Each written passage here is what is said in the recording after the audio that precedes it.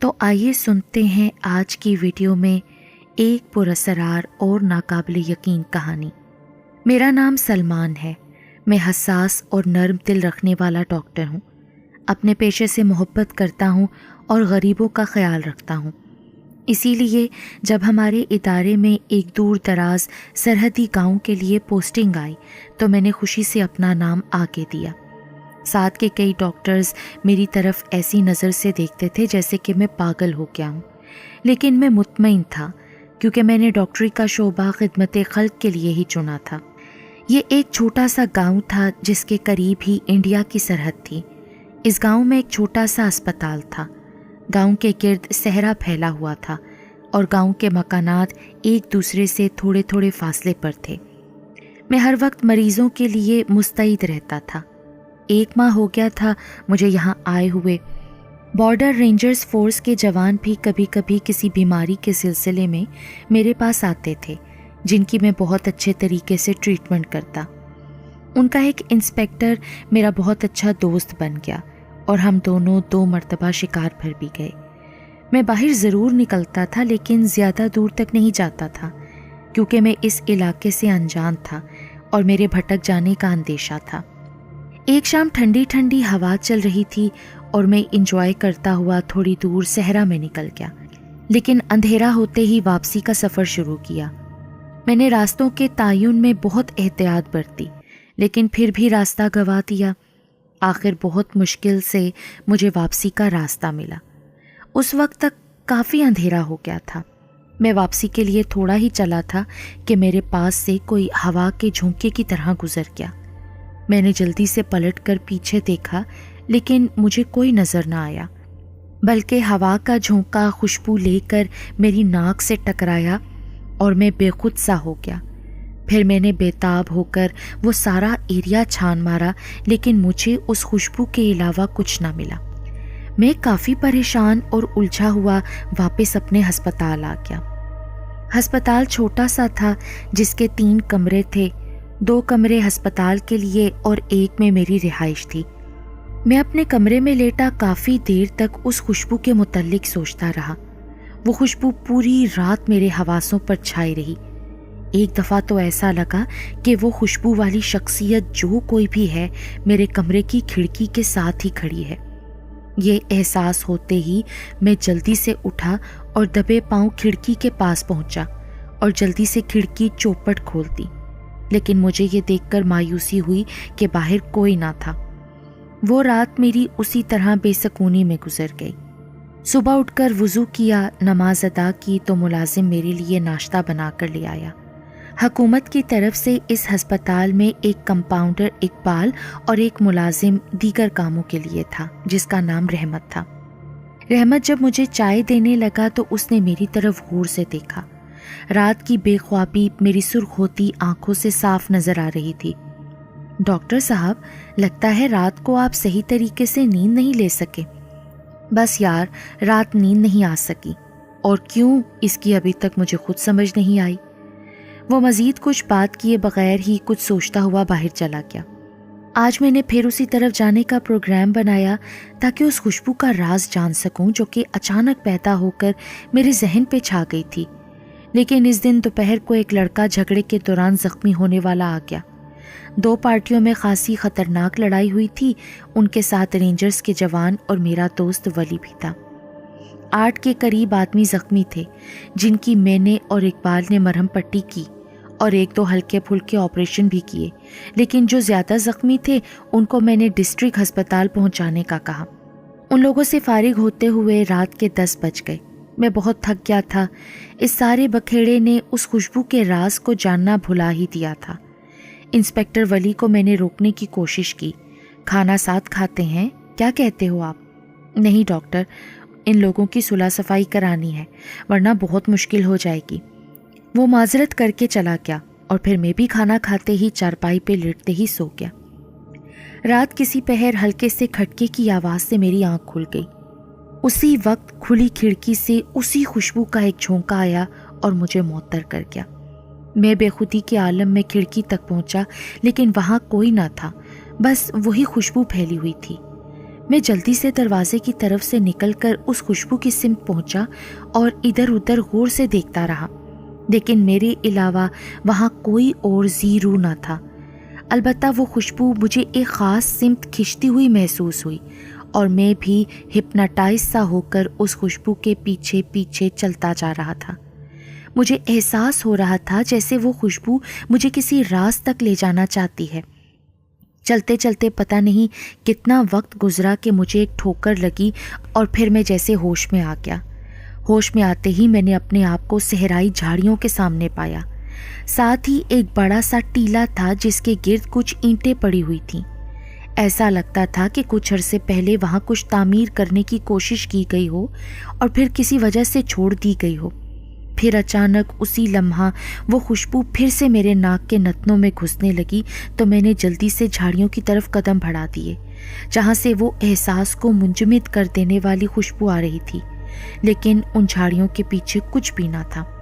بس وہ خوشبو مجھے پاگل سی کر رہی تھی، جس کا منبع مجھے مل نہیں رہا تھا، کہ پھر اچانک تیز ہوائیں چلنے لگیں، جس سے میں کافی الجھن میں پھنس گیا، کیونکہ کبھی مجھے وہ خوشبو دائیں طرف سے آتی محسوس ہوتی تو کبھی بائیں طرف سے، کبھی آگے سے تو کبھی پیچھے سے۔ اس طرح میں چکر لگاتے لگاتے تھک گیا اور ایک چھوٹے سے ٹیلے کے اوپر چڑھ کر لیٹ گیا۔ آج چاند جوبن پر تھا اور اپنی چاندنی ہر سو بکھیر رہا تھا۔ مجھے پیاس لگ رہی تھی، میرے پاس پینے کے لیے پانی نہ تھا اور اس صحرا میں پانی ملنا بھی مشکل تھا۔ کچھ دیر تک میں ٹھنڈی ٹھنڈی ریت پر لیٹا رہا اور پھر میں نے اپنی واپسی کی سمت کا تعین کر کے واپسی کا سفر شروع کیا۔ چلتے چلتے میں خیالوں میں کھو گیا اور پھر راستے سے بھٹک گیا۔ میں نے بےتاب ہو کر ادھر ادھر دیکھا تو دائیں طرف ایک کھنڈر سا نظر آیا۔ میں کافی پریشان تھا کیونکہ راستہ بھول چکا تھا۔ میرے دماغ نے کہا کہ واپس چلو، لیکن دل نے کہا ایک نظر اس کھنڈر کو بھی دیکھ لیا جائے، اور پھر میں کھنڈر کی طرف چل پڑا۔ وہاں تک پہنچا ہی تھا کہ میرا پاؤں کسی چیز میں اٹکا جس سے میں سنبھل نہ سکا اور بہت زور سے گرا، لیکن خیر ریت تھی اس لیے زیادہ چوٹ لگنے سے محفوظ رہا۔ کچھ سیکنڈ ریت پر پڑے رہنے کے بعد آہستہ آہستہ اٹھا اور اس اٹکنے والی چیز پہ نظر ڈالی جو کہ زمین میں دھسی ہوئی تھی۔ جب بغور دیکھا تو وہ ایک کپڑا سا تھا جس کا کچھ حصہ باہر تھا اور وہ پھندے کی شکل میں زمین سے باہر تھا۔ اوہ، تو میرا پاؤں اس پھندے میں اٹک گیا تھا۔ پھر میرے منہ سے شکر کا کلمہ نکلا کیونکہ میں کھنڈر کی دہلیز پر گرنے سے بچ گیا تھا، اس سے میں زخمی بھی ہو سکتا تھا۔ پھر میں اس کپڑے کی طرف دیکھ ہی رہا تھا کہ اچانک مجھے احساس ہوا کہ وہ خوشبو جس نے مجھے دیوانہ بنا رکھا تھا اب پہلے سے زیادہ آ رہی ہے۔ یہ احساس ہوتے ہی میں نے آگے بڑھ کر وہ پھندے نما کپڑا آہستہ آہستہ ریت سے باہر کھینچ لیا۔ میں نے اسے جھاڑا تو وہ ایک رنگین دوپٹہ نکلا۔ جب میں نے بے خیالی میں اس دوپٹے کو اپنی ناک سے لگایا تو میں اچھل پڑا کیونکہ وہ خوشبو اسی دوپٹے سے آ رہی تھی۔ پھر میں کچھ سوچتا ہوا اس کھنڈر میں داخل ہو گیا جو کہ یقیناً کبھی کسی کی عالی شان رہائش گاہ رہی ہوگی۔ میں نے اس کھنڈر کو مکمل طور پر دیکھ لیا۔ 8 کے قریب کمرے تھے جن میں کچھ کی دیواریں کسی حد تک سلامت تھیں، لیکن چھت کسی کی بھی نہیں تھی۔ اس کھنڈر میں تلاش کرنے کے بعد بھی مجھے کچھ نہ ملا اور میں بددل سا ہو کر واپس نکلنے لگا کہ اچانک ایک کمرے سے مجھے درد میں ڈوبی سسکیوں کی آواز آنے لگی اور پھر میں دیوانوں کی طرح ادھر ادھر بھاگنے لگا۔ بھاگتے ہوئے مجھے احساس ہوا کہ میرے قدموں سے دھمک سی پیدا ہو رہی ہے، جس سے مجھے شک ہوا کہ اس کمرے کے نیچے کوئی تہخانہ بھی ہے۔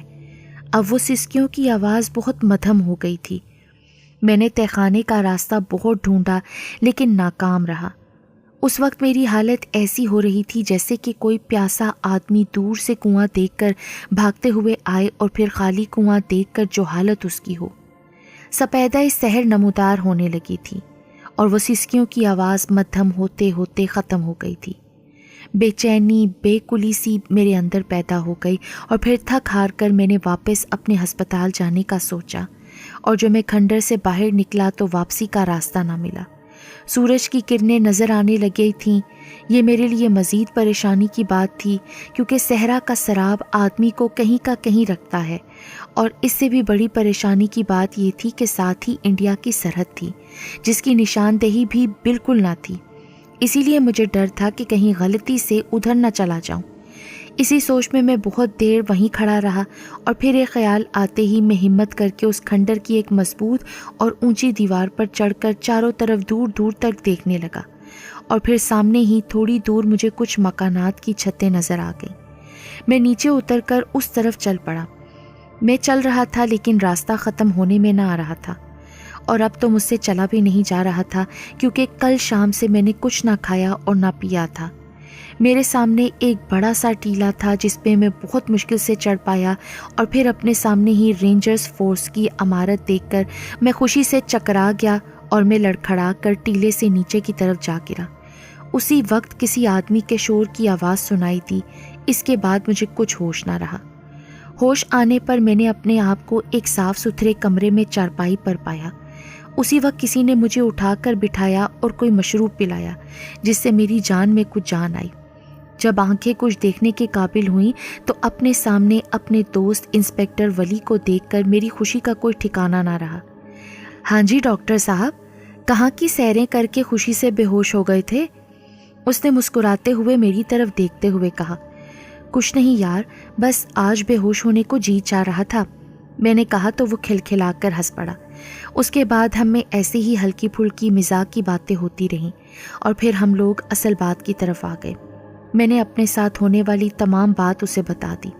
وہ ساری بات سننے کے بعد سوچ میں پڑ گیا۔ ارے یار ولی، اتنا کیوں سوچ رہے ہو؟ کچھ دور ہی تو ہے وہ کھنڈر، چلو چل کر دیکھ لیتے ہیں۔ میری بات سن کر اس نے سر کو ہلایا اور پھر ساتھ میں 2 سپاہی اور کھدائی کے کچھ اوزار لے کر ہم لوگ اونٹوں پر بیٹھ کر اس کھنڈر میں جا پہنچے۔ اس نے بھی قدموں کی دھمک سے میری بات کی تصدیق کی۔ واقعی یار، اس کمرے کے نیچے کوئی تہخانہ لگتا ہے۔ پہلے ہم سب نے مل کر اس تہخانے کا دروازہ تلاش کیا لیکن کافی تلاش کے بعد بھی دروازہ نہ مل سکا۔ پھر ولی نے سپاہیوں کو اس کمرے کا فرش کھودنے کا کہا۔ سپاہیوں نے بڑی مستعدی سے کمرے کا فرش اکھاڑنا شروع کر دیا۔ کچھ دیر بعد ہی فرش کا ایک بڑا سا ٹکڑا ٹوٹ کر نیچے تہخانے میں جا گرا۔ اندر کا کچھ راستہ بن گیا۔ پھر کچھ سیکنڈ بعد بدبو کا ایک بھپکا سا اس سوراخ سے نکلا تو بے اختیار ہمارے ہاتھ اپنے ناک پر جا ٹکے۔ اب ہم سب کے چہرے پر تجسس تھے اور انسپیکٹر ولی نے میری طرف معنی خیز نظروں سے دیکھا۔ اس کے بعد وہ دونوں سپاہی ولی کے اشارے سے رسی کے ذریعے نیچے تہخانے میں اتر گئے۔ ان کے پاس ہیوی ٹارچ تھیں۔ کچھ سیکنڈ بعد ایک چیخ نما آواز سنائی دی۔ سر، اندر 2 لاشیں پڑی ہیں۔ یہ سنتے ہی مجھے ایک جھٹکا لگا۔ تہخانے کا راستہ تلاش کرو جلدی سے، ولی نے ایک سپاہی کو کہا۔ دروازہ مل گیا سر، کچھ دیر بعد ہی اس کی آواز آئی۔ جلدی کھولو اسے۔ کچھ دیر بعد اندر سے ٹھکا ٹھک کی آوازیں آتی رہیں اور پھر راستہ کھول دیا گیا جو کہ ساتھ والے کمرے کی دیوار کے ساتھ ہی تھا۔ نیچے اترتے ہوئے ہم نے اس جگہ سے نکلی ہوئی اینٹوں کا معائنہ کیا تو ایسا لگا جیسے کچھ دنوں پہلے ہی اس راستے کو بند کیا گیا ہو۔ ان لاشوں کو دیکھ کر مجھے جھٹکا سا لگا کیونکہ لڑکی کے کپڑے اس دوپٹے سے میچ کر رہے تھے۔ سورج کی روشنی اب دونوں طرف سے تہخانے میں داخل ہو رہی تھی، اس لیے سب کو صاف نظر آ رہا تھا، اور جب ہم ان لاشوں کے قریب گئے تو ان کی حالت دیکھ کر میرے رونگٹے کھڑے ہو گئے کیونکہ دونوں کو بڑی بے دردی سے کسی تیز دھار آلے سے قتل کیا گیا تھا۔ میں تھوڑا سا آگے بڑھا اور پھر لڑکی کی لاش کا چہرہ دیکھ کر مجھے ایک چکر سا آ گیا اور میرے دل میں درد کی ایک ٹیس اٹھی۔ میرا ذہن مجھے 1 ماہ پیچھے لے گیا۔ ڈاکٹر صاحب، آپ نے تو بہت اچھی طرح پٹی کی ہے میری۔ تو کیا پہلے والے ڈاکٹر صاحب اچھی طرح مرہم پٹی نہیں کرتے تھے؟ نہیں ڈاکٹر صاحب، وہ بھی بہت اچھے ڈاکٹر تھے لیکن وہ لڑکیوں کو عجیب سی نظر سے دیکھتے تھے۔ مجھے اس لڑکی کی آنکھوں میں عجیب سے رنگ نظر آ رہے تھے، اور پھر پٹی مکمل ہونے کے بعد وہ میری طرف دوبارہ سے دیکھنے لگی اور کہنے لگی، آپ بہت اچھے ڈاکٹر ہیں، آپ کا بہت بہت شکریہ، اور پھر وہ تشنگی کی نظر سے دیکھتے ہوئے چلی گئی۔ اسی وقت میرے کندھوں پر ایک مضبوط سے ہاتھ کا دباؤ پڑا تو میں ہوش کی دنیا میں آ گیا۔ کہاں کھو گئے؟ میں تم سے کچھ پوچھ رہا ہوں۔ کچھ نہیں، یہ لڑکی تقریباً 1 ماہ پہلے میرے پاس آئی تھی، کچھ کاٹتے ہوئے درانتی لگ گئی تھی اسے، میں نے بہت مشکل سے اس کو بتایا۔ اب میں نے ان لاشوں کا بغور معائنہ کیا۔ مرد کی لاش بہت کٹی پھٹی تھی، اس پر بہت زیادہ وار کیے گئے تھے، جبکہ لڑکی کی بائیں طرف گردن پر ایک ہی وار تھا جس سے اس کی گردن آدھے سے زیادہ کٹ گئی تھی اور یقیناً اسی سے اس کی موت واقع ہو گئی تھی۔ ان دونوں کو کسی نے اتنی بے دردی سے مار کر تہخانے میں پھینکا اور پھر اوپر سے تہخانے کا راستہ بھی بند کر دیا۔ انسپکٹر ولی نے اسی وقت ایک سپاہی قریبی بستی جس میں میرا ہسپتال تھا اس کی طرف بھیج دیا۔ اس کا مطلب ہے کہ اس لڑکی کا تعلق اس گاؤں سے ہے۔ ہم نے وہ لاشیں اٹھا کر باہر رکھ دیں اور ان پر ایک بڑا سا کپڑا ڈال دیا۔ جب گاؤں والے آ گئے تو ولی نے ان سے پوچھا، آپ سب میں سے کسی کے گھر سے کوئی فرد تو غائب نہیں نا؟ جس کے جواب میں وہ سب ناک کے انداز میں گردن ہلانے لگے۔ اس کے بعد ولی نے 2 آدمیوں کو بلا کر لاشیں دکھائیں تو اچانک اس وقت ایک طرف سے شور سا اٹھا۔ وہ دونوں مقتول اسی گاؤں کے تھے۔ رونا دھونا پڑ گیا۔ اب انسپکٹر ولی کو غصہ آ گیا کیونکہ جب اس نے کسی کی گمشدگی کے بارے میں پوچھا تھا تو سب نے انکار کیا تھا، جبکہ لاشوں کی حالت سے پتہ چلتا تھا کہ انہیں غائب ہوئے 1 ماہ کے قریب ہو گیا ہے۔ پھر ولی ان کے ورثہ سے تفتیش کرنے لگا لیکن وہ انکار میں سر ہلاتے رہے۔ انسپکٹر صاحب، ہمیں کچھ نہیں پتا، ان کی بس یہی تکرار تھی۔ میں ایک طرف گمسم اور اداس سا بیٹھا تھا جب ولی نے تھوڑی سی سختی کی اور جیل میں بند کرنے کی دھمکیاں دیں تو آخر لڑکے کا باپ روتے ہوئے بتانے لگا۔ وہ دونوں آپس میں منسوب تھے، لیکن ایک دن پڑوسی بستی کے ایک چودھری کے بدماش لڑکے نے اس لڑکی جس کا نام عذرا تھا اسے کہیں دیکھ لیا اور پھر وہ اس کے تو پیچھے ہی پنجے جھاڑ کر پڑ گیا۔ آخر مجبور ہو کر لڑکی کے والدین اور لڑکے کے والدین نے چپ چاپ دونوں کا نکاح کر کے اس رات خاموشی سے انہیں یہاں سے نکال دیا اور لاہور جانے کو کہا۔ دونوں خاندان اب مطمئن ہو گئے تھے کہ ان کے بچے کسی محفوظ ٹھکانے پر پہنچ چکے ہیں۔ اس کے بعد ولی نے اپنے افسران کو سب کچھ بتا کر چودھری کے بدماش لڑکے اور اس کے دوستوں کو گرفتار کر لیا۔ تفتیش کے دوران پتہ چلا کہ وہی ان کے قاتل ہیں۔ وہ لوگ ہر وقت لڑکی کی طاق میں رہتے تھے، اس لیے رات کے اندھیرے میں جب وہ 9 بیہاتہ جوڑا یہ گاؤں چھوڑ کر جا رہا تھا تب ان لڑکوں نے انہیں پکڑ کر قتل کر کے اس تہخانے میں چھپا دیا۔ میرا دل بہت دنوں تک اس لڑکی اور اس واقعے پر اداس رہا، پر میں کسی بھی صورت یہ نہ سمجھ سکا کہ اس خوشبو نے اس راز کے بارے میں مجھے ہی کیوں بتایا۔ پھر ایک خیال کوندے کی طرح میرے ذہن میں لپکا، کیونکہ میں ایک نرم دل انسان ہوں، نیت کا اچھا ہوں۔ جب وہ لڑکی میرے پاس اپنی پٹی کرانے آئی تھی تو وہ میری تعریف بھی کر کے گئی تھی۔ شاید اسی لیے اس لڑکی کی بے چین روح نے ان کی ناگہانی موت اور لاشوں کی تلاش کے لیے میرا انتخاب کیا۔ پھر ان دونوں کی گلی سڑی لاشوں کو کفن دے کر نماز جنازہ ادا کی اور دفن کر دیا گیا۔ گاؤں کے سارے افراد کی آنکھیں غم سے نم تھیں۔ اس کے بعد میں اس گاؤں میں 1 سال تک رہا۔ کئی بار کھنڈر کی طرف بھی گیا مگر مجھے پھر اس خوشبو کا کبھی احساس نہ ہوا۔